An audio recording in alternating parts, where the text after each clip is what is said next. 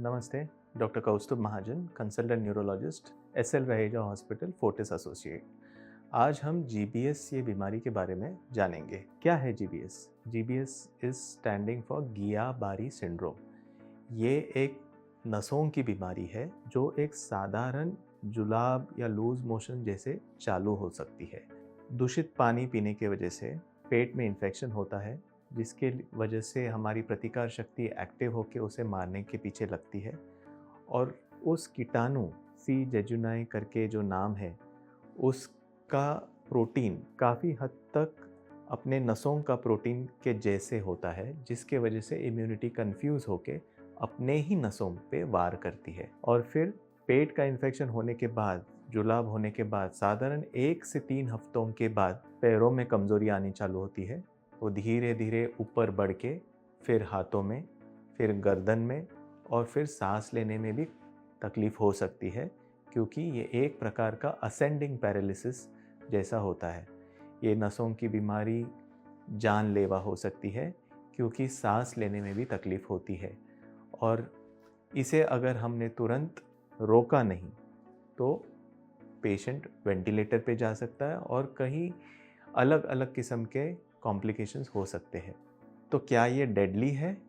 ये जानलेवा हो सकता है, क्योंकि इनका अपने सांस लेने के मसल्स पे भी वार हो सकता है।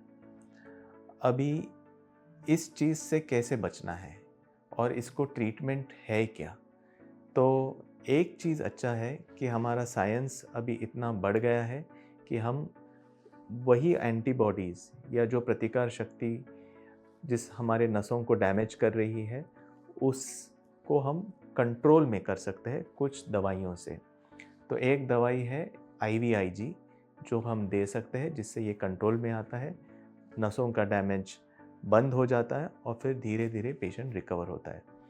वैसा ही और एक ट्रीटमेंट होता है प्लेक्स, प्लाज्मा एक्सचेंज, जो एक डायलिसिस जैसा फ़िल्टर होता है, जिसमें अपना खून जाता है और जो कल्प्रिट एंटीबॉडीज़ है उसे हम फ़िल्टर कर पाते हैं। How can we prevent this? तो ये प्रिवेंट करने के लिए एक तो समझना होता है ये कैसे होता है। ये कोई भी इन्फेक्शन की वजह से हो सकता है, आइदर बैक्टीरिया और वायरस, और ये आइदर हवा से जा सकता है या पेट से। तो पूना का जो इंसिडेंट हुआ है अभी, उसमें मेनली दूषित पानी पीने की वजह से हुआ है और पानी बॉईल करके, प्यूरिफाई करके पीना ही समझदारी है। ये वायरसेस की वजह से भी हो सकता है, जो कहीं हद तक हमें कंट्रोल करना मुश्किल हो सकता है, लेकिन ओवर क्राउडेड प्लेसेस में जाना, अगर जा रहे हो तो मास्क डालना, ये सब सावधानी आप ले सकते हो। इसका आउटकम अच्छा होता है डेफिनेटली, अगर आप इसको जल्दी से पहचानें और जल्दी से उसका ट्रीटमेंट चालू करें, तो हम जो प्रोग्रेसिव नर्व डैमेज है उसको हम रोक सकते हैं और फिर वो रिकवरी धीरे धीरे हो जाता है। कई पेशेंट्स जो एकदम एडवांस्ड और सीवियर जीबीएस से अफेक्टेड है, जिनको सांस लेने में भी तकलीफ़ और सांस लेने के लिए वेंटिलेटर लगता है और हाथ पैर कुछ भी काम नहीं कर रहे, ये पेशेंट्स भी ठीक हो सकते हैं ट्रीटमेंट के साथ और उचित फिजियोथेरेपी।